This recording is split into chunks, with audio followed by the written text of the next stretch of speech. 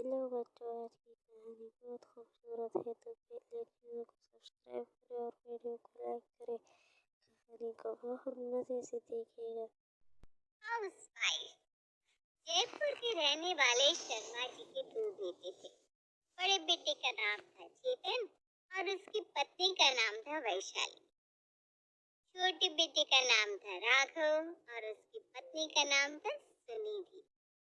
चेतन और वैशाली का 5 साल का एक बेटा भी था, आरव। शर्मा जी एक सरकारी नौकरी में थे और उनके दोनों बेटे चेतन और राघव प्राइवेट जॉब करते। बड़े बेटे चेतन की पत्नी वैशाली भी एक प्राइवेट जॉब करती थी और शर्मा जी की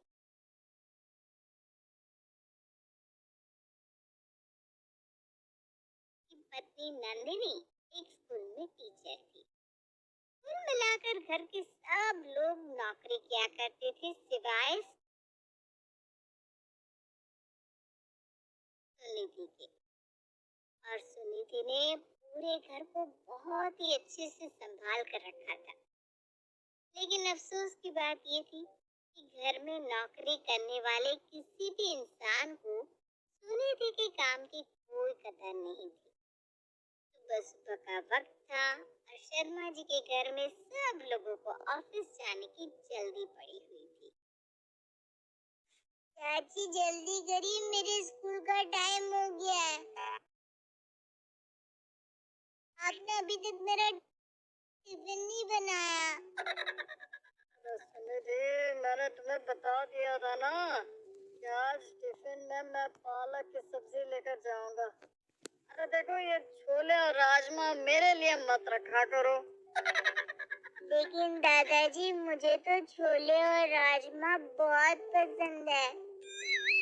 हाँ तो क्या हुआ, अगर आपको छोले और राजमा पसंद है तो चाची आपके लिए छोले और राजमा की सब्जी बनाती है ना। देखो सुनिधि, एक काम करना, मेरे लिए कुछ फ्रूट्स काट कर रख देना। तो क्या है ना, आज मेरा फास्ट है तो मैं कुछ खाऊंगी नहीं। सुनिधि, मेरी ग्रीन टी तैयार है ना, मुझे कुछ देर में ही ऑफिस के लिए निकलना है। हाँ सुनिधि, भैया के लिए जो ग्रीन टी बनाई है वो मेरे लिए भी बना देना, लेकिन ध्यान रखना मैं ब्रेकफास्ट करके ही ऑफिस जाऊंगा। एक मिनट, आप सब लोग चिंता मत करिए ना, मैंने सबकी चीजें बना दी है। बस जल्दी से डाइनिंग टेबल पर आ जाइए, सब कुछ बना के रखा हुआ है। इस तरह से सुनिधि हर दिन अपने पूरे परिवार को संभाल कर रखती, लेकिन परिवार के लोगों को उसके काम की कोई कदर ही नहीं थी। शाम के वक्त सब लोग बैठकर एक साथ डिनर कर रहे थे और सुनिधि रसोई में खाना बना रही थी। आज तो ऑफिस में बहुत काम था, पूरी तरह से थक गई हूँ। सही कहती हो बहू, आज मेरा भी फास्ट था। ऐसे में नौकरी करना बहुत मुश्किल हो जाता है। अब तो मेरी उम्र भी हो गई है। अरे मैं तो क्या बताऊं, एक तो ऑफिस में काम ज्यादा, ऊपर से सुनिधि ने पालक की सब्जी ऐसी बनाई कि मैं ठीक से खाना भी नहीं खा पाई। सुनिधि बहू, अगली बार ध्यान रखना, सब्जी थोड़े अच्छे से बनाना, मुझे भूखे ही वापस आ। हाँ सुनिधि, और याद रखना कल मेरे ऑफिस में पार्टी है, तो टिफिन में कुछ अच्छी अच्छी रेसिपीज लेकर जाना चाहता हूँ। कुछ भी कहो मम्मी जी, सुनिधि के मजे हैं। सारा दिन घर में रहना, आराम से टीवी देखो। अपने आप अभी सुबह से घर का काम कर करके मैं बहुत थक गई हूँ और आज मुझे थोड़ा सा सर दर्द भी हो रहा है। प्लीज होमवर्क आप करवा दीजिए। सुनिधि, कैसी बात करती हो? अब तो हम सब लोग जाते हैं, पूरा दिन ऑफिस में नौकरी करते हैं, बॉस की सुनते हैं। तुम्हारा क्या है? आराम से घर का खाना खाओ, अपनी केयर करो, मजे से रहो। हाँ सुनिधि, तुम्हें देखकर तो लगता ही नहीं कि तुम्हारी शादी को 2 साल हो गए। हाँ, वैसे तुम्हारे पास काम ही क्या है, सारा दिन पार्लर जाकर अपनी खुद की केयर करने के अलावा, है ना? ऐसी बात नहीं है भाभी, घर में बहुत सारे काम होते हैं। जितना काम आप लोग ऑफिस में करते हैं उतना ही काम मैं घर में भी करती हूँ। लेकिन फिर भी बहू, जो औरतें बाहर जाकर नौकरी करती है ना, उनकी बात ही अलग है। सारा दिन बाहर का धूल धुआं अपने फेस पर सहना, उसके बाद सारा दिन काम करना और फिर घर लौट कर आना। मम्मी बिल्कुल ठीक कह रही है सुनिधि। तुम्हारी लाइफ तो बहुत आसान है। 2 दिन घर से बाहर निकलोगे ना तो पता चलेगा कि घर में रहना बहुत आसान होता है। अपनी मर्जी का खाना, मर्जी से रहना। अरे पोल्यूशन से भी बची रहती हो, तभी तो तुम्हारी स्किन भी इतना ग्लो करती है। पता नहीं, लेकिन मैं आप सब लोगों की बात से बिल्कुल भी एग्री नहीं हूँ। कम से कम आप लोग जो नौकरी करते हैं उसके बदले आपको पैसे। तो क्या चाहती हो बहू, कि अब हम सब तुम्हें खाना बनाने के लिए पैसे देना शुरू कर दें? अच्छा लगेगा क्या? नहीं पापा जी, माफ कीजिए, मेरा वो मतलब नहीं था। मैं तो बस यही कहना चाह रही थी कि एक हाउसवाइफ का काम भी काफी मुश्किल होता है। अरे सुनिधि, तुम भी ना, लगता है आजकल तुम मुझसे कंपैरिजन करने लगी हो। कुछ दिन जॉब करके देखो, फिर तुम्हें पता चलेगा किसकी लाइफ आसान है और किसकी मुश्किल। ये सब बहस छोड़ो बेटा। देखो वैशाली बहुत थक गई है, तुम्हारा को होमवर्क करवा दो। और सुनो, मैंने ना फ्रिज में देखा था काफी सारा दूध इकट्ठा हो गया है, तो एक काम करना, अभी सबके लिए बादाम और केसर वाला दूध बना देना, सब लोग पी लेंगे। ऐसे भी आज सब बना देती हूँ। अरे नहीं, मुझे दूध नहीं पीना, मेरे लिए प्लीज कॉफी बना देना। अच्छा सुनो सुनिधि, मुझे ना बादाम बिल्कुल पसंद नहीं है, तो तुम एक काम करना, मेरे लिए एक गिलास दूध अलग से निकाल देना, सिर्फ इलायची वाला। और चाची, मुझे ठंडा दूध चाहिए, गरम नहीं। भाई मेरे लिए तो केसर और बादाम का दूध ही बेस्ट है, मुझे तो वही चाहिए। हाँ भाई, जैसा तुम्हारे पापा जी के लिए बनाओ वैसा ही बना देना, वरना फिर तुम कहोगी कि तुम घर में रहकर भी थक जाती हो। थकान और सिर दर्द होने के बाद भी नंदिनी सबकी फरमाइश पूरी करती है और फिर अपने कमरे में पहुंचती है। उसने देखा कि राघव बिस्तर पर लेटकर अपने फोन में कुछ देख रहा था। राघव, आप सारा दिन ऑफिस में बिजी रहते हैं, प्लीज मेरे लिए भी थोड़ा टाइम निकाला करिए। अरे तुमने कभी नौकरी नहीं की ना, इसलिए तुम उसका स्ट्रेस नहीं समझती हो। घर में पड़े पड़े इंसान को बाहर की चीजें समझ में नहीं आती। क्या हुआ अगर मैं कभी जॉब नहीं करती तो? लेकिन काम तो मैं भी पूरा करती हूँ ना।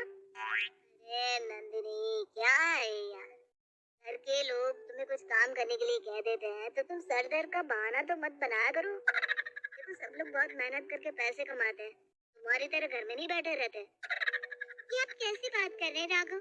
मैं भी घर में बैठकर काम ही करती हूँ, बस फर्क इतना है कि मेरा काम किसी को नजर नहीं आता। मुझे बताओ क्या काम होता है घर में?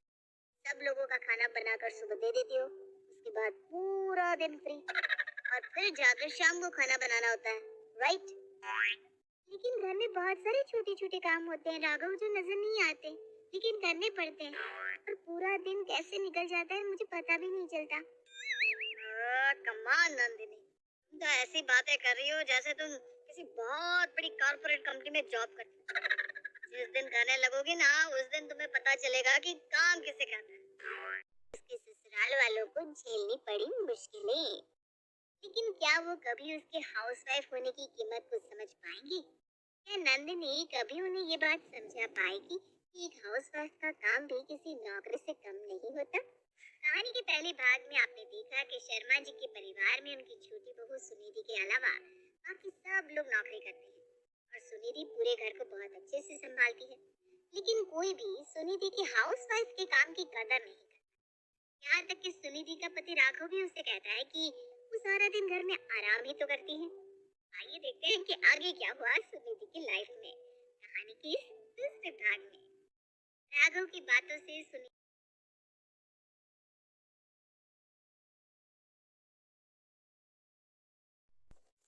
तो कहानी का पहला पार्ट तो बच्चों आपने देख ही लिया। तो चलते हैं कहानी के दूसरे पार्ट में और देखते हैं कि कहानी के दूसरे पार्ट में क्या होता है। तो चैनल को सब्सक्राइब लाजमी करना है। तो आइए हम कहानी के दूसरे पार्ट को खूब देखते हैं और एंजॉय भी करते हैं। तो चलो आइए साथ में देखते हैं। और उसका परिवार एक रिश्तेदार के यहाँ शादी में गए थे। सब लोग वहां पर मेहमानों के साथ बातें करने में बिजी थे और सुनिधि चुपचाप एक कोने में बैठी हुई थी।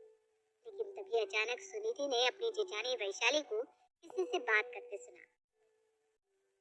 वैशाली, तुम्हारी देवरानी को देखकर तो लगता ही नहीं कि इसकी शादी को 2 साल भी हो गए हैं।